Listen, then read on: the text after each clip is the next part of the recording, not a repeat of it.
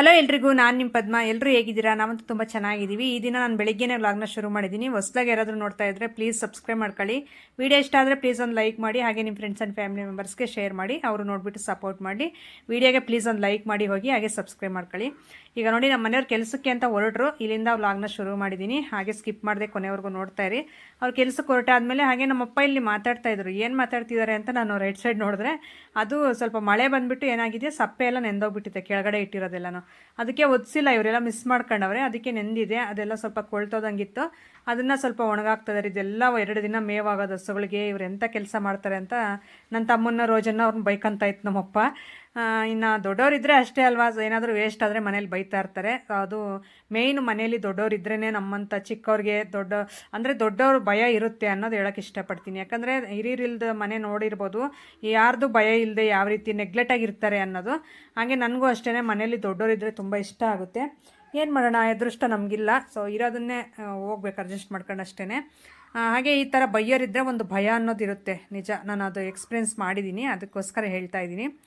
ಹಾಗೆ ಅದು ಸ್ವಲ್ಪ ಎಲ್ಲ ಒಣಗಾಕ್ಬಿಟ್ಟು ರೋಜನು ಮತ್ತು ಈ ಕಡೆ ಬಂದ್ಲು. ಇದು ನಮ್ಮ ಮನೆ ಮುಂದೆ ಈ ರೀತಿ ಕೆಲಸ ಮಾಡ್ತಾಯಿದ್ದಾರೆ ನೋಡಿ. ಏನಂದರೆ ಇದು ಸಿಮೆಂಟ್ ಅಂದರೆ ಗಾರೆ ಎಲ್ಲ ಹಾಕ್ತಾವ್ರೆ. ಇದು ರೋಡೆಲ್ಲ ಹಾಕ್ದಿದ್ರಲ್ಲ ಮನೆ ಗಂಗೆಗೆ, ಅದಕ್ಕೆ ಈಗ ಇದೇನೋ ಒಂಥರ ಗೊತ್ತಿಲ್ಲ ಆಗಲಿ ನನಗೆ. ಇದು ಎಲ್ಲ ಹಾಕುತ್ತೆ, ಅದು ಎಲ್ಲ ನೆರವ್ಕೊಂಡು ಬರ್ತಾಯಿದ್ದಾರೆ ಹಿಂದ್ಗಡೆ ಎಲ್ಲ. ಅಂದರೆ ಗಂಡಗಳೆಲ್ಲ ಬಂದಿರ್ತಾರಲ್ಲ, ಸೊ ಇದು ಗ್ರಾಮ ಪಂಚಾಯತಿ ಕಡೆಯಿಂದ, ಅದಕ್ಕೆ ಇದೆಲ್ಲ ಮಾಡ್ತಾಯಿದ್ದಾರೆ. ಇದು ನೆಲ ಎಲ್ಲ ಅಗ್ದಾದ್ಮೇಲೆ ತುಂಬ ಪ್ರಾಬ್ಲಮ್ಸ್ ಆಯಿತು. ಗಾಡೀಸ್ ಎಲ್ಲ ಓಡಾಡೋದಕ್ಕೆಲ್ಲ ಸ್ವಲ್ಪ ಇಷ್ಟಿಷ್ಟಾಗಲ್ಲ ಗುಣಿ ಅಲ್ವಾ, ಹಾಗಾಗಿ ಎಲ್ಲ ಅಗ್ದಿದ್ರಲ್ಲ. ಸ್ವಲ್ಪ ಇದೆಲ್ಲ ಯಾವಾಗ ಮುಚ್ತಾರೆ ಅಂತ ನಾನು ವೆಯ್ಟ್ ಮಾಡ್ತಾಯಿದ್ದೆ. ಹೆಂಗೋ ಇವತ್ತು ಮುಚ್ಚೋಕ್ಕೆ ಅಂತ ಬಂದಿದ್ದರು. ಹಾಗೆ ನಮ್ಮ ಮನೆ ಪಕ್ಕ ಸ್ವಲ್ಪ ಎಲ್ಲ ಗ್ಯಾಪ್ ಇತ್ತು, ಅದಕ್ಕೆ ಅಲ್ಲಿ ಆಗ್ತಾರೋ ಇಲ್ವಾ ಅಂತ ನೋಡೋಣ ಅಂತ ಇಲ್ಲೇ ನಿಂತಿದ್ವಿ. ಹಾಗೆ ನಾನು ರೋಜಾ ಇಲ್ಲೇ ನಿಂತಿದ್ವಿ, ಯಾವ ರೀತಿ ಆಗ್ತಾರೆ ಅಂತ. ನಮ್ಮ ಮನೆ ಮುಂದೆ ಸ್ವಲ್ಪ ಕೆಲಸ ಮುಗಿಯೋವರೆಗೂ ಅದು ಇಂಟ್ರೆಸ್ಟೇ ಇರುತ್ತೆ. ಯಾಕಂದರೆ ಮನೆ ಮುಂದೆ ಹೆಂಗೆ ಆಗ್ತಾರೆ ಏನೋ ಅನ್ನೋದು, ಸ್ವಲ್ಪ ಚೆನ್ನಾಗಿ ಹಾಕಿಲ್ಲ ಅಂದರೆ ಹಾಕ್ಸೋಣ ಅಂತ ನಾವು ಇಲ್ಲೇ ನಿಂತಿದ್ವಿ. ಪರವಾಗಿಲ್ಲ, ಎಲ್ಲರ ಮನೆ ಮುಂದೆನೂ ಒಂದೇ ರೀತಿಯೇ ಆಗ್ತಾ ಹೋಗ್ತಿದ್ದಾರೆ. ಸೊ ಅವ್ರ ಮನೆ ಇವ್ರ ಮನೆ ಅನ್ನೋದೇನು ವ್ಯತ್ಯಾಸ ಇರಲ್ವಲ್ಲ ಅವರಿಗೆ. ಕೆಲಸ ಮೇಯ್ನ್ ಇಂಪಾರ್ಟೆಂಟು, ಎಷ್ಟು ಹಾಕಬೇಕು ಅನ್ನೋದು ಅವ್ರಿಗೆ ಗೊತ್ತಿರುತ್ತೆ. ಆ ರೀತಿ ಆಗ್ತಾ ಎಲ್ಲ ಹೋಗ್ತಾಯಿದ್ರು. ಹಾಗೆ ನಮ್ಮ ಮನೆ ಪಕ್ಕ ಆವಾಗ ಸ್ವಲ್ಪ ಹಳೇದು ಕೊಳಾಯಿಗಳಿದ್ವಲ್ಲ, ಆವಾಗ ಸ್ವಲ್ಪ ಪೈಪ್ ಹೊಡೆದಿತ್ತು. ಆವಾಗ ನೆಲ ಅಗ್ದಿದ್ರು, ಅದಕ್ಕೆ ಅದೊಂದು ಸ್ವಲ್ಪ ಹಾಕ್ರಿ ಅಂದರೆ ಅವ್ರು ಹಾಕಲ್ಲ, ನಮಗೆ ಮೆಜರ್ಮೆಂಟ್ ಎಷ್ಟಿರುತ್ತೋ ನಾವು ಅಷ್ಟೇ ಹಾಕೋದು ಅಂತಂದು ಹೇಳ್ತಾಯಿದ್ರು.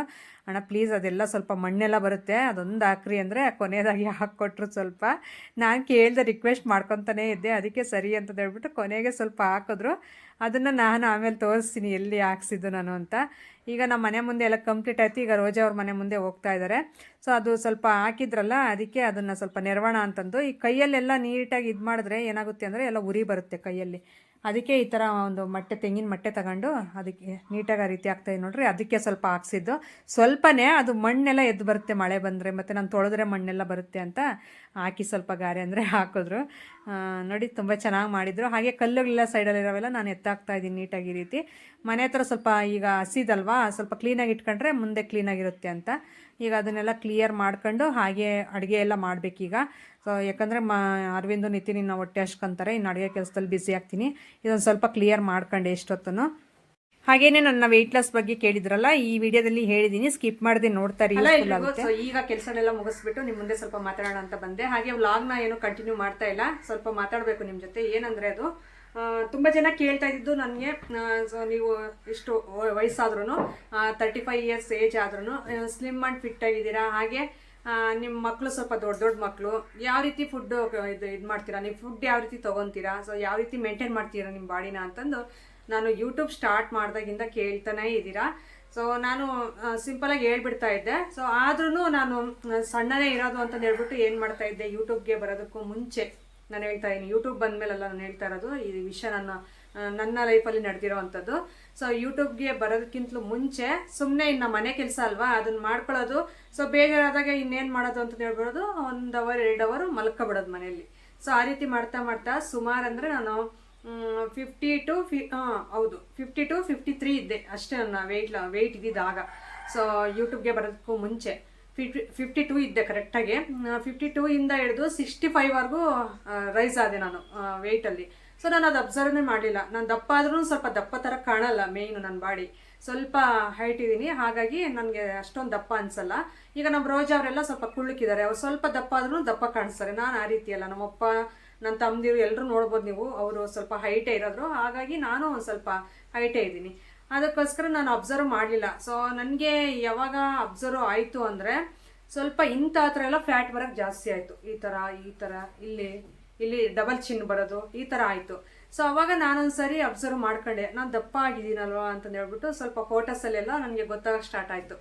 ನಾನು ದಪ್ಪ ಆಗಿದ್ದೀನಿ, ಸೊ ಯಾವ ರೀತಿ ಈಗ ವೆಯ್ಟ್ ಲಾಸ್ ಮಾಡೋದು ಅನ್ನೋದು ಒಂದು ಚಿಂತೆ ಒಪ್ಕೊಬಿಡ್ತು ನನಗೆ. ಅವಾಗ ನಾನು ಮುಂಚೆ ಹಾಕ್ತಾರೆ ಡ್ರೆಸ್ಸಸ್ ಎಲ್ಲ ಹಾಕದೆ ಹೋಯ್ತು ಆಗ. ಸೊ ಅವಾಗ ಹಿಂಗೆ ಆದರೆ ಚೆನ್ನಾಗಿರಲ್ಲ, ಇನ್ನೂ ದಪ್ಪ ಆದರೆ ಚೆನ್ನಾಗಿ ಕಾಣಿಸಲ್ಲ ನೋಡೋಕ್ಕೆ. ಬಾಡಿ ಆಗಿರ್ಬೋದು, ನಾವಾಗಿರ್ಬೋದು, ಚೆನ್ನಾಗಿ ನಾವು ಸ್ವಲ್ಪ ಸ್ಲಿಮ್ ಆಗಿದ್ರೇ ಒಂದು ಲುಕ್ ಚೆನ್ನಾಗಿ ಕಾಣೋದು ನಮಗೆ. ಅಂಥದ್ರಲ್ಲಿ ಸ್ವಲ್ಪ ದಪ್ಪ ಆದರೆ ಚೆನ್ನಾಗಿರಲ್ಲ, ಯಾವುದೇ ಡ್ರೆಸ್ಸನ್ನು ಚೆನ್ನಾಗಿ ಕಾಣಲ್ಲ ಅಂತ ನನ್ನ ಮೈಂಡಲ್ಲಿ ಫಸ್ಟು ತಿಳ್ಕೊಬಿಟ್ಟೆ. ಆವಾಗ ನಾನು ವೆಯ್ಟ್ ಲಾಸ್ ಆಗಬೇಕು ಅನ್ನೋದು ಮೇಯ್ನು ನಾನು ಹೇಳ್ತಾ ಇದ್ದೀನಿ. ಇದು ಮೇಯ್ನ್ ಟಿಪ್ಪು ಅಂತಂದು ಹೇಳೋಕ್ಕೆ ಇಷ್ಟಪಡ್ತೀನಿ ನಿಮಗೆ. ವೆಯ್ಟ್ ಲಾಸ್ ಆಗಬೇಕು ಅನ್ನೋರ ಮೈಂಡ್ಸೆಟ್ಟಲ್ಲಿ ಫಿಕ್ಸ್ ಆಗಿರಬೇಕು. ಅಂದರೆ ನಾವು ಇನ್ನು ಯಾವ ಫುಡ್ ಕಡೆ ತಿರುಗಿ ನೋಡಬಾರ್ದು. ಅಂದರೆ ಫುಡ್ ಅಂದರೆ ಎಲ್ಲ ಬಿಟ್ಬಿಡ್ಬೇಕು ಅಂತ ಹೇಳ್ತೀನಿ ನಾನು ಯಾವ ರೀತಿ ಇದು ಮಾಡಿದೆ ಅಂತಂದು. ಸೊ ನಾವು ಫಸ್ಟ್ ಫಿಕ್ಸ್ ಆಗಿಬಿಟ್ರೆ ಮೈಂಡಲ್ಲಿ, ನಾವು ವೆಯ್ಟ್ ಲಾಸ್ ಆಗೋದು ತುಂಬ ಸುಲಭ. ಅದು ಏನು ಜಾಸ್ತಿ ಕಷ್ಟಪಡೋ ಅವಶ್ಯಕತೆ ಇಲ್ಲ. ನಾನು ಹೇಳ್ತೀನಿ ನಾನು ಯಾವ ರೀತಿ ಸ್ಟಾರ್ಟ್ ಮಾಡಿದೆ. ಅವಾಗ ಇದು 65ಇಂದ 55ಗೆ ಯಾವ ರೀತಿ ಬಂದೆ, 10 kg ನಾನು ವೆಯ್ಟ್ ಲಾಸ್ ಮಾಡಿದೆ. ಸೊ ಹಂಗಾಗಿ ವೆಯ್ಟ್ ಲಾಸ್ ಮಾಡಿದ್ದು ನಿಮಗೂ ಶೇರ್ ಮಾಡ್ಕೊತೀನಿ. ಹಾಗೆ ಹೊಸ್ದಾಗಿ ಯಾರಾದ್ರು ನೋಡ್ತಾ ಇದ್ರೆ ಸಬ್ಸ್ಕ್ರೈಬ್ ಮಾಡ್ಕೊಳ್ಳಿ. ನಾನು ಸ್ಟಾರ್ಟಿಂಗಲ್ಲಿ ಇನ್ನೊಂದು, ಸೊ ಎಲ್ಲರೂ ಮಾಡಿ ಇದೇ ರೀತಿ ಅಂತ ನಾನು ಹೇಳ್ತಾ ಇಲ್ಲ. ಸ್ವಲ್ಪ ಜನಕ್ಕೆ ಈ ಥೈರಾಯ್ಡ್ ಅಂತ ಮತ್ತು ಹೆಲ್ತ್ ಇಶ್ಯೂಸ್ ಎಲ್ಲ ತುಂಬ ಲೇಡೀಸ್ಗೆ ಇರುತ್ತೆ. ಸೊ ನೀವು ಆದಷ್ಟು ಡಾಕ್ಟರ್ನ ಕನ್ಸಲ್ಟ್ ಮಾಡಿ, ನಿಮ್ಗೆ ಯಾವುದೇ ಥರ ಹೆಲ್ತ್ ಪ್ರಾಬ್ಲಮ್ ಇಲ್ಲ ಮತ್ತು ಹೆಲ್ತ್ ಇಶ್ಯೂಸ್ ಇಲ್ಲ ಅಂದಾಗ ಮಾತ್ರ ನೀವು ಈ ರೀತಿ ಎಲ್ಲ ಎಕ್ಸ್ಪೆರಿಮೆಂಟ್ ಮಾಡಿ. ಸೊ ಅದ್ಬಿಟ್ಟು ನಮಗೆ ಥೈರಾಯ್ಡ್ ಅದೆಲ್ಲ ಇದ್ದಾಗ ಈ ರೀತಿ ಎಲ್ಲ ಮಾಡೋಕ್ಕೆ ಹೋಗಬಾರ್ದು. ಸೊ ಅದಕ್ಕೆ ಹೇಳ್ತೀನಿ, ನಿಮ್ಗೆ ಏನಾದರೂ ಆ ರೀತಿ ಇದ್ದರೆ ಒಂದು ಸಾರಿ ಹಾಸ್ಪಿಟಲ್ ತೋರಿಸ್ಕೊಂಡು ಅದನ್ನು ಕ್ಲಿಯರ್ ಮಾಡ್ಕೊಳ್ಳಿ ಫಸ್ಟು. ಆಮೇಲೆ ಸೊ ನೀವು ನಾನು ಮಾಡಿದ್ದೀನಲ್ಲ ಆ ರೀತಿ ಮಾಡ್ತಾ ಬಂದರೆ ಸೊ ನಿಮಗೂ ಒಂದು ವರ್ಕೌಟ್ ಅಂದರೆ ನಿಮಗೂ ಒಂದು ಬೆನಿಫಿಟ್ಟು, ಅಂದರೆ ಅದರಲ್ಲಿ ಒಂದು ರಿಸಲ್ಟ್ ಸಿಗುತ್ತೆ ಅನ್ನೋದು ನನ್ನ ಅನಿಸಿಕೆ. ನನಗೆ ಸಿಕ್ಕಿತ್ತು, ಹಾಗಾಗಿ ನಾನು ಶೇರ್ ಮಾಡ್ಕೊತಾ ಇದ್ದೀನಿ. ಆವಾಗಿಂದ ನಾನೊಂದು ಲಿಮಿಟಲ್ಲೇ ಇದ್ದೀನಿ. ಸೊ ಅಷ್ಟಾಗಿ ನಾನು ರೈಸ್ ಆಗಿಲ್ಲ, ವೆಯ್ಟ್ ಲಾಸ್ ಅಂದರೆ ವೆಯ್ಟ್ ಗೇನ್ ಆಗಿಲ್ಲ. ಸುಮಾರು ಅಂದರೆ ಈಗ ನಾನು ಒಂದು 58, 59 ಆ ರೇಂಜಲ್ಲೇ ಇರ್ತೀನಿ. ನಾನು ಜಾಸ್ತಿ ವೆಯ್ಟ್ ಗೇನ್ ಆಗಿಲ್ಲ. ಆದ್ರೂ 55ಗೆ ಬರಬೇಕು ಅಂತ ಇದ್ದೀನಿ. ಆದ್ರೂ ನಮ್ಮ ಮನೆಯವರು ಬೇಡ, ಇಷ್ಟೇ ಇರು, ಇನ್ನೂ ಸ್ವಲ್ಪ ವೆಯ್ಟ್ ಲಾಸ್ ಆದರೆ ಚೆನ್ನಾಗಿರಲ್ಲ ಅಂತಾರೆ. ಅದಕ್ಕೆ ಸೈಲೆಂಟ್ ಆಗಿದ್ದೀನಿ. ಅದ್ರ ಮೇಲೆ ಹೋದರೆ ಅವಾಗ ಕಂಟ್ರೋಲ್ ಮಾಡ್ತೀನಿ. ಸ್ಟಾರ್ಟಿಂಗಲ್ಲಿ ಇನ್ನು ಜಾಸ್ತಿ ಮಾತಾಡೋದು ಬೇಡ, ಹೇಳ್ಬಿಡ್ತೀನಿ. ಸ್ಟಾರ್ಟಿಂಗಲ್ಲಿ ನಾನು ಯಾವ ರೀತಿ ಸ್ಟಾರ್ಟ್ ಮಾಡಿದೆ ಅಂದರೆ, ನಾನು ಫಸ್ಟು ಮೈಂಡಲ್ಲಿ ಫಿಕ್ಸ್ ಮಾಡ್ಕೊಂಡೆ, ನಾನು ವೆಯ್ಟ್ ಲಾಸ್ ಆಗಬೇಕು, ನಾನು 10 kg ಲಾಸ್ ಮಾಡಬೇಕು ವೆಯ್ಟು ಅನ್ನೋದು ಫಸ್ಟು ಮೈಂಡಲ್ಲಿ ಫಿಕ್ಸ್ ಮಾಡ್ಕೊಂಡು ನಾನು ಸ್ಟಾರ್ಟ್ ಮಾಡಿದೆ. ಸ್ಟಾರ್ಟ್ ಮಾಡಿದ ದಿನದಿಂದ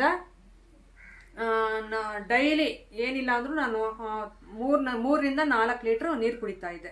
ಸೊ ಅದು ಮೇಯ್ನು, ನಮಗೆ ಫುಡ್ ಜಾಸ್ತಿ ತೊಗೊಳಕ್ಕಾಗದೇ ಇರೋ ಥರ ಮಾಡುತ್ತೆ ನೀರು ಅನ್ನೋದು ಜಾಸ್ತಿ ಕುಡಿತಾ ಇದ್ದರೆ. ಇನ್ನೊಂದು ನೀರು ಕುಡಿಯೋದ್ರಿಂದ ನಮ್ಮ ಸ್ಕಿನ್ನು ಹೈಡ್ರೇಟ್ ಆಗಿ ಇರೋಕ್ಕೆ ಇದು ಮಾಡುತ್ತೆ, ಹೆಲ್ಪ್ ಮಾಡುತ್ತೆ ನೀರು ಅನ್ನೋದು. ನಾವು ಸ್ಕಿನ್ಗೆ ನಾವು ಏನೇ ಒಂದು ಅಪ್ಲೈ ಮಾಡಿದ್ರು, ಮುಖಕ್ಕೆ ನಾವು ಬಾಡಿಗೆ ಏನೇ ಅಪ್ಲೈ ಮಾಡಿದ್ರು ಅಷ್ಟೊಂದು ಹೊಳಪು ಬರಲ್ಲ. ಸೊ ನಾವು ಆದಷ್ಟು ನೀರು ಅನ್ನೋದು ಜಾಸ್ತಿ ತೊಗೊತಾ ಇದ್ದರೆ ಅವಾಗ ಸ್ಕಿನ್ನಲ್ಲಿ ನೀವೇ ಒಂದು ವ್ಯತ್ಯಾಸ ನೋಡ್ತೀರಾ. ಸೊ ಹಂಗಾಗಿ ನೀರು ಚೆನ್ನಾಗಿ ಕುಡಿಬೇಕು. ನಾವು ಇದನ್ನು ಸ್ಟಾರ್ಟ್ ಮಾಡಿದಾಗ ನೀರು ಸ್ಟಾರ್ಟ್ ಮಾಡದೇ ಇರಲಿ, ನೀರು ಅನ್ನೋದು ಯಥೇಚ್ಛವಾಗಿ ಬಳಸ್ತಾ ಇರಬೇಕು. ಮಿನಿಮಮ್ ಅಂದರೂ 3ರಿಂದ 4 ಲೀಟ್ರ್ ನೀರು ಕುಡಿಬೇಕು ಡೈಲಿನೂ.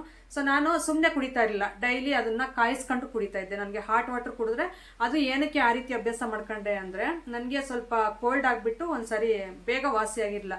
ಸುಮಾರು ಅಂದರೆ ಒಂದು 2 months ನಾನು ಅದರಲ್ಲಿ ಫುಲ್ ಹಾಸ್ಪಿಟಲ್ ಹೋಗಿ ಬಂದರೂ ಕ್ಲಿಯರ್ ಆಗಿರಲಿಲ್ಲ. ಆವಾಗ ನಾನು ಹಾಟ್ ವಾಟರ್ ಕುಡಿಯೋದು ಅಭ್ಯಾಸ ಮಾಡ್ಕೊಂಡಿದ್ದೆ. ಸೊ ಹಂಗಾಗಿ ಅದನ್ನು ಅದೇ ರೀತಿ ಕಂಟಿನ್ಯೂ ಮಾಡಿದೆ. ಬೆಳಿಗ್ಗೆ ಎದ್ದಿದ ತಕ್ಷಣ 1/2 ಲೀಟ್ರಷ್ಟು ನಾನು ಖಾಲಿ ಹೊಟ್ಟೆಗೆ ಎದ್ದಿದ ತಕ್ಷಣ ಇನ್ನು ಬಾಯಿನೂ ತೊಳಿದೇನೆ 1/2 ಲೀಟ್ರ್ ನೀರು ಚೆನ್ನಾಗಿ ಕಾಯಿಸ್ಕೊಂಡು ಕುಡಿದ್ಬಿಡ್ತಾ ಇದ್ದೆ. ಅದಾದಮೇಲೆ ಒಂದು 1/2 hour ಅಷ್ಟು ಸುಮ್ಮನೆ ಮನೆ ಮುಂದೆ ಆ ಕಡೆ ಈ ಕಡೆ ಓಡಾಡೋದು ಜೋರಾಗಿ, ಆ ರೀತಿ ಅಷ್ಟೇ. ಇನ್ನು ಏನು ವಾಕಿಂಗ್ ಅಂತ ದೂರ ಹೋಗೋದು ಆ ಥರ ಏನಿಲ್ಲ. ಸೊ ಹಳ್ಳಿ ಕಡೆ ನಿಮಗೂ ಗೊತ್ತೇ ಇರುತ್ತಲ್ಲ, ಹಾಗಾಗಿ ಮನೆ ಮುಂದೆನೇ ಸ್ವಲ್ಪ ಒಂದು 1/2 hour ಅಂತೂ ಪಕ್ಕ ಓಡಾಡ್ತಾ ಇದ್ದೆ. ಅದಾದಮೇಲೆ ಇನ್ನು ಕೆಲಸಗಳನ್ನ ಮಾಮೂಲಿ ಸೊ ಎಲ್ಲ ಮಾಡ್ಕೊತಾ ಇದ್ದೆ. ಕಸ ಹೊಡೆಯೋದಂತೆ, ನೆಲ ಒರೆಸೋದು, ಪಾತ್ರೆ ತೊಳೆದು, ಇದೆಲ್ಲ ಕೆಲಸಗಳು ಮಾಡ್ಕೊತಾ ಇದ್ದೆ. ಸೊ ಹಾಗೆ ಟೀ ಕಾಫಿ ಕಂಪ್ಲೀಟಾಗಿ ಬಿಟ್ಟಾಕಿದ್ದೆ. ಆಗ ಶುಗರ್ ಐಟಮ್ ಏನೂ ತೊಗೊತಾ ಇರಲಿಲ್ಲ, ಟೀ ಕಾಫಿ ಬಿಟ್ಬಿಡ್ತಾ ಇದ್ದೆ. ಮತ್ತು ಒಂದು 10 ಗಂಟೆವರೆಗೂ ನೀರೇ 1 ಲೀಟ್ರ್ ನಾನು ಫ್ಲಾಸ್ಕಲ್ಲಿ ಹಾಕಿ ಇಟ್ಕೊಂಡಿರ್ತಿದ್ನಲ್ಲ ಕಾಯಿಸಿರೋ ನೀರು, ಅವನ್ನ ನೀರು ಕುಡಿತಾನೆ ಕೂತ್ಕೊಬಿಡ್ತಾ ಇದ್ದೆ. ಒಂದು 10 ಗಂಟೆವರೆಗೂ 1 ಲೀಟ್ರ್ ನೀರನ್ನ ಫುಲ್ಲು ಕ್ಲಿಯರ್ ಮಾಡಿಬಿಡ್ತಾ ಇದ್ದೆ, ಖಾಲಿ ಮಾಡ್ತಾ ಇದ್ದೆ. ಮತ್ತೆ ಕಾಯಿಸ್ಕೊಳ್ಳೋದು, ಅದಕ್ಕೆ ಹಾಕ್ಕೊಂಡು ಇಟ್ಕೊಳ್ಳೋದು. ಆ ರೀತಿ ನಾವು ಬಾಟಲಿ ಮೆಜರ್ಮೆಂಟ್ ಇಟ್ಕೊಂಡ್ರೆ ಏನಾಗುತ್ತೆ ಅಂದರೆ, ಸೊ ಅವು ಕುಡಿಬೇಕು, ಬೇಗ ಕ್ಲಿಯರ್ ಮಾಡಬೇಕು ಅನ್ನೋದು ಒಂದು ನೆನಪಿರುತ್ತೆ. ಇಲ್ಲ ಅಂದರೆ ನಮ್ಗೆ ಆ ರೀತಿ ಮನಸ್ಸು ಬರಲ್ಲ ಕುಡಿಯೋಕ್ಕೆ ನೀರು. ಸೊ ಕೆಲಸದ ಮೇಲೆ ಬಿದ್ದುಬಿಟ್ಟು ಸುಮ್ಮನೆ ಆಗ್ಬಿಡ್ತೀವಿ. ಅದಕ್ಕೋಸ್ಕರ ಒಂದು ಬಾಟಲಿ ನೀವು ಮೆಜರ್ಮೆಂಟ್ ಇಟ್ಕೊಂಡ್ರೆ, ಇಲ್ಲ ಒಂದು 3-4 ಬಾಟ್ಲು ತೊಗೊಂಡು ಇಟ್ಕೊಂಡ್ರೆ, ಈ ಬಾಟ್ಲಿಷ್ಟು ನಾವು ಕ್ಲಿಯರ್ ಮಾಡಬೇಕು, ಇವತ್ತು ಖಾಲಿ ಮಾಡಬೇಕು ಅನ್ನೋದು ಒಂದು ಟಾರ್ಗೆಟ್ ಇದ್ದಂಗೆ ಇರುತ್ತೆ ನಮಗೂ. ಸೊ ಯಾವಾಗಲೂ ನೆನಪಾಗ್ತಾ ಇರುತ್ತೆ ನೋಡ್ದಂಗೆಲ್ಲ. ಹಾಗಾಗಿ ನೀವು ಅದೇ ರೀತಿ ಮಾಡಿ. ಸೊ ಆ ರೀತಿ ನೀರು ಕುಡಿದ್ಬಿಟ್ಟು ಮತ್ತೆ 10:30 ಮತ್ತೆ 11:30ವರೆಗೂ ಇನ್ನೂ ಕೆಲಸಗಳಿರೋವೆಲ್ಲ ಮಾಡ್ಕೊಂಡ್ಬಿಡ್ತಾ ಇದ್ದೆ. ಕರೆಕ್ಟಾಗಿ 11:30 ಅಷ್ಟರಲ್ಲಿ ನಾನು ಏನಾದರೂ ಒಂದು ತರಕಾರಿ ಜ್ಯೂಸು ಅಂದರೆ ಕ್ಯಾರೆಟು, ಸೊ ಇಲ್ಲಾಂದರೆ ಬೀಟ್ರೋಟು, ಈ ರೀತಿ ಅದನ್ನು ಜ್ಯೂಸ್ ಮಾಡ್ಕೊಂಡು ಕುಡಿತಾ ಇದ್ದೆ ನಾನು 1 ಗ್ಲಾಸ್ ಅಷ್ಟು. ಅದನ್ನು ಹಾಟ್ ವಾಟ್ರಲ್ಲಿ ಬೆರೆಸಿ, ನಾನು ಹಾಲು ಏನು ಮಿಕ್ಸ್ ಮಾಡ್ಕೊತಾ ಇರಲಿಲ್ಲ, ಬರೀ ನೀರಲ್ಲಿ ಮಾತ್ರ ಬೆರೆಸ್ಕೊಂಡು ಆ ರೀತಿ ಕುಡಿತಾ ಇದ್ದು. ಕುಡಿಯೋಕ್ಕಾಗಲ್ಲ ಸ್ಟಾರ್ಟಿಂಗ್ ಟೈಮಲ್ಲಿ, ಅದು ಖಾಲಿ ಹೊಟ್ಟೆ ಬರೀ ನೀರೊಂದು ಕುಡಿದಿರ್ತೀವಿ ಎದ್ದಾಗಿಂದ. ಸೊ ಅಂಥ ಟೈಮಲ್ಲಿ ನಮಗೆ ಅದು ತಗೊಳಕ್ಕಾಗಲ್ಲ, ಆದ್ರೂ ತೊಗೊತಾ ಇದ್ದೆ ನಾನು. ಸೊ ಒಂದು 3-4 ಡೇಸ್ ಆ ರೀತಿ ಆಗಲ್ಲ, ಆಮೇಲೆ ಅದು ಅಭ್ಯಾಸ ಆಗ್ಬಿಡುತ್ತೆ, ಅಡ್ಜಸ್ಟ್ ಆಗಿಬಿಡುತ್ತೆ ಬಾಡಿಗೆ, ಅವಾಗ ನಾವು ಆರಾಮಾಗಿ ತೊಗೊಬಿಡ್ತೀವಿ. ಸೊ ನಾನು ಜಾಸ್ತಿ ತೊಗೊತಾ ಇದ್ದಿದ್ದು ಬೀಟ್ರೋಟ್ ಜ್ಯೂಸು, 1 ಗ್ಲಾಸ್ ಅಷ್ಟು ಬೀಟ್ರೋಟ್ ಜ್ಯೂಸ್ ತೊಗೊತಾ ಇದ್ದೆ 11:30ಗೆ. 1 ಅವರ್ ಮತ್ತೆ ಗ್ಯಾಪ್ ಕೊಟ್ಟು 12 ಗಂಟೆ ಕರೆಕ್ಟಾಗಿ ನಾನು ನಮ್ಮ ಮನೇಲಿ ಏನು ಮಾಡಿದರೆ ಅದು. ಸೊ ನಾನು ಇಂಥದ್ದೇ ತಿನ್ನಬೇಕು ಅಂತ ಏನಲ್ಲ, ನಮ್ಮ ಮನೇಲಿ ಏನು ಮಾಡಿದರೆ ಅದು. ಈಗ ಚಪಾತಿ ಮಾಡಿದರೆ ಚಪಾತಿ, ದೋಸೆ ಮಾಡಿದರೆ ದೋಸೆ, ಇಡ್ಲಿ ಮಾಡಿದರೆ ಇಡ್ಲಿ, ಇಲ್ಲ ರೈಸ್ ಮಾಡಿದರೆ ರೈಸು ಎಲ್ಲ ಬಿಟ್ಬಿಡ್ಬೇಕು ಅಂತಾರೆ. ನಾನು ಏನೂ ಬಿಟ್ಟಿರಲಿಲ್ಲ. ಅದನ್ನು ಯಾವ ರೀತಿ ತಿನ್ನಬೇಕು ಅಂದರೆ ನಾವು, ಸೊ ಒಂದು ಸ್ವಲ್ಪ ಏನಾದರೂ ಕಾಳು ಪಲ್ಯ 1 ಕಪ್ಪಷ್ಟು ಜಾಸ್ತಿ ತೊಗೋಬೇಕು ಕಾಳು ಪಲ್ಯ ಮಾಡಿದರೆ. ಇಲ್ಲ ಅಂದರೆ ತರಕಾರಿ ಎಲ್ಲ ನಾವು ಮಿಕ್ಸರ್ ಮಾಡಿ ಅದನ್ನು ಫ್ರೈ ಮಾಡ್ಕೊಂಡಿರಬೇಕು 1 ಕಪ್ಪಷ್ಟು. 1 ಕಪ್ಪಷ್ಟು ಅನ್ನ, ರೈಸ್ ತಿನ್ನೋರಾದರೆ ನೀವೀಗ 2 ಕಪ್ಪು ಅನ್ನ ತಿನ್ನೋರಿದ್ರೆ 1.5 ಕಪ್ಪು ಅನ್ನ ತಗೋಬೇಕು. ಇನ್ನು ಜಾಸ್ತಿ ಕ್ವಾಂಟಿಟಿಯಲ್ಲಿ ನಾವು ತರಕಾರಿ ಕಾಳು ಈ ಥರ ತಗೋಬೇಕು. ನಾನು ಹಸಿದು ಕುಕುಂಬರು ಮತ್ತು ಕ್ಯಾರೆಟು ತೊಗೊತಾ ಇದ್ದೆ ಸ್ವಲ್ಪ. ಒಂದೊಂದು ದಿನ ಫ್ರೈ ಮಾಡಿ ತೊಗೊತಾ ಇದ್ದೆ, ಒಂದಿನ ಹಸಿದೆ ತೊಗೊತಾ ಇದ್ದೆ ಒಂದೊಂದು ದಿನ. ಸೊ ಇನ್ನು ಕಾಳು ಪಲ್ಯಗಳಂತೆ, ಸೊ ಮೊಳಕೆ ಕಟ್ಟಿರೋ ಕಾಳು ಈ ಥರ ಚೆನ್ನಾಗಿ ತಿಂತಾ ಇದ್ದೆ ವೆಯ್ಟ್ ಲಾಸ್ ಆಗಬೇಕು ಅಂತಂದು ಹೇಳ್ಬಿಟ್ಟು. ಸೊ ಒಂದೊಂದು ದಿನ ನಾನು ಟಿಫನ್ನ ಸ್ಕಿಪ್ ಮಾಡಿಬಿಟ್ಟು ಏನು ಮಾಡ್ತಾ ಇದ್ದೆ ಅಂದರೆ, ನೈಟ್ ನೆನೆಸಿರುವಂಥ ಮೊಳಕೆ ಕಾಳು 1 ಬೌಲಷ್ಟು ತೊಗೊಬಿಟ್ಟು ಅದಕ್ಕೆ ಹಸಿದ ಕಾಯಿ ತುರಿ, ಕೊತ್ತಂಬರಿ ಸೊಪ್ಪು, ಕ್ಯಾರೆಟು, ಸೊ ಇದೆಲ್ಲ ಉಪ್ಪು ಬೆರೆಸ್ದೇನೆ ಸೊ ಇದೆಲ್ಲ ತಿಂದ್ಬಿಡ್ತಾ ಇದ್ದೆ. 1 ಬೌಲ್ ತುಂಬ ತೊಗೊಂಡು ತಿಂತಾ ಇದ್ದೆ. ಹೊಟ್ಟೆ ಫುಲ್ ಆಗ್ಬಿಡೋದು ನನಗೆ, ಹೊಟ್ಟೆ ತುಂಬ ತಿಂತಾ ಇದ್ದೆ. ಸೊ ಅರ್ಧ ಹೊಟ್ಟೆಗೆ ತಿನ್ನೋದು ಆ ಥರ ಏನು ಮಾಡ್ತಾ ಇರಲಿಲ್ಲ, ಹೊಟ್ಟೆ ಫುಲ್ಲು ತಿಂದಾಕ್ಬಿಡ್ತಾ ಇದ್ದೆ. 1 ಬೌಲ್ ಫುಲ್ ತಿಂದರೆ ನನಗೆ ಹೊಟ್ಟೆ ಫುಲ್ ಆಗಿರೋದು. ಈಗ ಮುದ್ದೆ ಮಾಡ್ಕೊಂಡಿದ್ರೆ ನಾವು 1 ಮುದ್ದೆ ತಿನ್ನೋರಾದರೆ 1/4 ಮುದ್ದೆ ತಿಂದ್ಬಿಟ್ಟು ಜಾಸ್ತಿ ನಾವು ಈ ಕರೀಸು ಇವೆಲ್ಲ ತಗೋಬೇಕು, ಸಾಂಬಾರುಗಳು ಇವೆಲ್ಲ ಜಾಸ್ತಿ ತಗೋಬೇಕು. ಈ ರೀತಿ ತಿಂತಾ ಹೋಗ್ತಾ ಇದ್ದೆ. ಮತ್ತು ಅದು ಊಟ ಮಾಡಾದ್ಮೇಲೆ 1 ಅವರ್ 2 ಅವರ್ ನಾನು ನೀರು ತೊಗೊತಾ ಇರಲಿಲ್ಲ. ಸೊ ಆ ರೀತಿ ತೊಗೊತಾ ಇದ್ದೆ. ಮಧ್ಯಾಹ್ನ ಮತ್ತೆ 1 ಅವರ್ ಆದಮೇಲೆ ಮತ್ತೆ ನೀರು ಕುಡಿತಾ ಇದ್ನಲ್ಲ ಸರಿ ಅಂತಂದು ಹೇಳ್ಬಿಟ್ಟು, ಮತ್ತೆ 2:30 ಮೇಲೆ 12 ಗಂಟೆಗೆ ಟಿಫನ್ ಮಾಡ್ತಾ ಇದ್ದೆ. 2:30-3 ಗಂಟೆ ಅಷ್ಟರಲ್ಲಿ ಲೈಟಾಗೆ ನನಗಾಗ ಹೊಟ್ಟೆ ಹಸಿತಾ ಇರಲಿಲ್ಲ, ಯಾಕಂದ್ರೆ 12 ಗಂಟೆಗೆ ತಿಂತಾ ಇರ್ತೀನಲ್ಲ, ಹೊಟ್ಟೆ ಫುಲ್ಲಾಗಿರೋದು. ಸೊ ಅದಕ್ಕೆ ಲೈಟಾಗೆ ಸ್ವಲ್ಪ ಏನಾದರೂ ಮುದ್ದೆ ಮಾಡಿದರೆ 1 ಅರ್ಧ ಮುದ್ದೆ ತಿಂತಾ ಇದ್ದೆ. ಮುದ್ದೆ ಇಲ್ಲಾಂದರೆ ಚಪಾತಿ ಮಾಡಿದರೆ 1-1.5-2 ಚಪಾತಿ ತಿಂತಾ ಇದ್ದೆ. ಸೊ ಹಿಂಗೆ ಅನ್ನ ಮಾಡಿದರೆ 1 ಬೌಲಷ್ಟು ಅನ್ನ, ಅದೇ ಸೊಪ್ಪು ಈ ಥರ ತರಕಾರಿ ಏನಾದರೂ ಇದ್ದರೆ ಅದ್ರ ಜೊತೆಗೆ, ಇಲ್ಲ ಸಾರಿದ್ರೆ ಬರೀ ಸಾಂಬಾರಲ್ಲೇ ಊಟ ಮಾಡ್ತಾ ಇದ್ದೆ. ಇಷ್ಟಾದಮೇಲೆ ಮತ್ತಿನ್ನು ಸಂಜೆ ತನಕ ಏನು ಕಾಫಿ ಟೀ, ಒಟ್ಟಿನಲ್ಲಿ ಇದನ್ನು ನಾವು ವೆಯ್ಟ್ ಲಾಸ್ ಮಾಡಬೇಕು ಅಂದಾಗ ಟೋಟಲಿ ಔಟ್ಸೈಡ್ ಫುಡ್ ಆಗಿರ್ಬೋದು, ಮತ್ತು ಕರ್ದಿರೋ ಐಟಮ್ಸು, ಬಿರಿಯಾನಿಗಳಂತೆ, ಎಗ್ ರೈಸ್ಗಳಂತೆ, ಗೋಬಿ ಮಂಚೂರಿ, ಈ ಥರ ಪಾನಿಪುರಿ, ಬೇಕ್ರಿ ಐಟಮ್ಸ್ ಇವೆಲ್ಲ ಕಂಪ್ಲೀಟ್ ಅವಾಯ್ಡ್ ಮಾಡಿದ್ದೆ ನಾನು. ಸೊ ಹಂಗೆ ಮಾಡಿದ್ರೆ ಮಾತ್ರ ವೆಯ್ಟ್ ಲಾಸ್ ಆಗ್ತೀವಿ. ಇನ್ನು ಅವೆಲ್ಲ ತಿಂದ್ಕೊಂಡು ನಾವು ಇದು ಮಾಡ್ತೀವಿ ಅಂದರೆ ಅದಕ್ಕೂ ಒಂದು ಆಪ್ಷನ್ ಇದೆ. ವೀಕ್ಲಿ 1 ಟೈಮ್ ಅಂತ ನಾವು ಟೈಮ್ ಮಾಡ್ಕೋಬೇಕು ಅದಕ್ಕೆ. ವೀಕ್ಲಿ 1 ದಿನ ಸೊ 1 ಟೈಮ್ ಚೆನ್ನಾಗಿ ತಿಂದ್ಬಿಟ್ರೆ ಏನೂ ಆಗಲ್ಲ. ಸೊ ನಾವು ಡೈಲಿ ಅದನ್ನು ಆ್ಯಡ್ ಮಾಡ್ತಾ ಹೋದರೆ ಅವಾಗಲೇ ಫ್ಯಾಟ್ ಅನ್ನೋದು ನಮಗೆ ಜಾಸ್ತಿ ಆಗುತ್ತೆ ಬಾಡೀಲಿ. ನಾನು ವೀಕ್ಲಿ ಒನ್ಸ್ ಏನಾದರೂ ತಿಂತಾ ಇದ್ದೆ, ಆರಾಮಾಗಿ ಹೊರಗಡೆದೇ ಫುಡ್ ತಿಂತಾ ಇದ್ದೆ. ಆವಾಗ ನಾವು ಮತ್ತೆ ನೆಕ್ಸ್ಟ್ ಸೋಮವಾರದಿಂದ, ಮತ್ತೆ ಭಾನುವಾರ ತಿಂದರೆ ಮತ್ತೆ ಸೋಮವಾರದಿಂದ ನಾವು ಹಿಂದಿನ ದಿನಗಳಲ್ಲಿ ಯಾವ ರೀತಿ ಇದು ಮಾಡ್ತಾ ಇದ್ವೋ ಅದೇ ರೀತಿ ಹಂಗೆ. ಮಧ್ಯಾಹ್ನದ ಮೇಲೆ ನಾನು ಹೇಳಿದ್ನಲ್ಲ, ಮಧ್ಯಾಹ್ನ ಹಂಗೆ ಸ್ವಲ್ಪ ಲೈಟಾಗಿ ತೊಗೊಬಿಟ್ಟು ಮತ್ತೆ 6 ಗಂಟೆ ಅಷ್ಟರಲ್ಲೇ, ಮತ್ತೆ 6 ಗಂಟೆ ದಾಟಿದ್ಮೇಲೆ ತಿಂತಾ ಇರಲಿಲ್ಲ. 6 ಗಂಟೆ ಅಷ್ಟರಲ್ಲೇ ಮತ್ತೆ ನಾನು ಸ್ವಲ್ಪ ಬಿಸಿದು ಮಾಡ್ಕೊಬಿಟ್ಟು, ಆವಾಗ ನಾನು ಹೊಟ್ಟೆ ಎಷ್ಟು ಹಿಡಿಯುತ್ತೋ ಅಷ್ಟು ತಿಂತಾಯಿದ್ದೆ. ಅರ್ಧ ಹೊಟ್ಟೆಗಂತೂ ತಿಂತಾ ಇರಲಿಲ್ಲ, ನಾನು ಹೊಟ್ಟೆ ಎಷ್ಟು ಹಿಡಿಯುತ್ತೋ ಅಷ್ಟು ತಿಂತಾಯಿದ್ದೆ. 6 ಗಂಟೆಗೆ ಸ್ಟಾಪ್ ಮಾಡ್ತಾಯಿದ್ದೆ. ಮತ್ತು 6 ಗಂಟೆಯಿಂದ ನಾನು ಮಲಗೋ ತನಕ ಇನ್ನೇನು ಬಾಯೊಳಗೆ ಹೋಗಕ್ಕೆ ಬಿಡ್ತಾ ಇರಲಿಲ್ಲ. ಸೊ ಫುಡ್ ಆಗಿರ್ಬೋದು, ಇಲ್ಲ ಕುರ್ಕ್ ತಿಂಡಿಗಳು ಇರ್ತಾವಲ್ಲ, ಚಕ್ಲಿ ಅಂತ ನಿಪ್ಪಟ್ಟು ಅವು ಇವು ಕರ್ದಿರೋವೆಲ್ಲ ಇರ್ತಾ ಇದ್ವಲ್ಲ, ಸೊ ಆ ಥರ ಏನೂ ತೊಗೊತಾ ಇರಲಿಲ್ಲ. ಒಟ್ಟಿನಲ್ಲಿ ಏನು ತಿಂದ್ರೂ ನಾನು 6 ಗಂಟೆ ಒಳಗೆ, ಅದ್ರ ಮೇಲೆ ತಿಂತಾ ಇರಲಿಲ್ಲ. ಸೊ ಹಂಗಾಗಿ ಮತ್ತೆ ನಾನು 10 ಗಂಟೆವರೆಗೂ ಏನು ಮಾಡ್ತಾಯಿದ್ದೆ ಅಂದರೆ, ಕೆಲಸಗಳು ಮಾಡ್ಕೊಂಡು ಅದು ಇದು ನನಗೆ ಹೊಟ್ಟೆ ಹಸಿವು ಅನ್ನಿಸಿದ್ರೆ ಒಂದು ವೇಳೆ ನೀವೇನಾದರೂ ಫ್ರೂಟ್ಸ್ ತಿನ್ಬೋದು ಮಲಗಬೇಕಾದ್ರೆ, ಅಷ್ಟು ಬಿಟ್ಟರೆ ಇನ್ನೇನು ತಗೊಳ್ಳೋ ಹಾಗಿಲ್ಲ. ನಾನು ಬರೀ ಹಾಟ್ ವಾಟರ್ ಕುಡಿತಾ ಇದ್ದೆ. ಯಾವಾಗಲಾದರೂ ಹೊಟ್ಟೆ ಹಸಿವು ಅಂದರೆ ಒಂದು ಆ್ಯಪಲೋ ಇಲ್ಲ ಆರೆಂಜೋ ಈ ಥರ ಏನಾದರೂ ತೊಗೊತಾ ಇದ್ದೆ. ಸೊ ಅಷ್ಟೇ, ಇಷ್ಟು ಡೈಲಿ ಸೇಮ್ ಇದೇ ರೀತಿಯೇ. ಆದರೆ ಇದ್ರ ನಡುವೆ ನಾನು ಒಂದು 4 ಲೀಟ್ರ್ ಆದರೂ ನೀರು ಹಾಟ್ ವಾಟರ್ ಕುಡಿತಾ ಇದ್ದೆ. ಸೊ ಈ ರೀತಿ ಮಾಡಿ ನಿಜ ನಾನು 1.5 ಮಂತ್ಗೆ ಎಲ್ಲ 10 kg ಲಾಸ್ ಆಗಿದ್ದೆ. ಹೊಟ್ಟೆ ತುಂಬ ತಿಂತಾ ಇದ್ದೆ, ಆದರೆ ನಾನು ಟೈಮ್ ಟು ಟೈಮ್ ಎಷ್ಟು ತಿನ್ನಬೇಕೋ ಅಷ್ಟೇ ತಿಂತಾ ಇದ್ದೆ.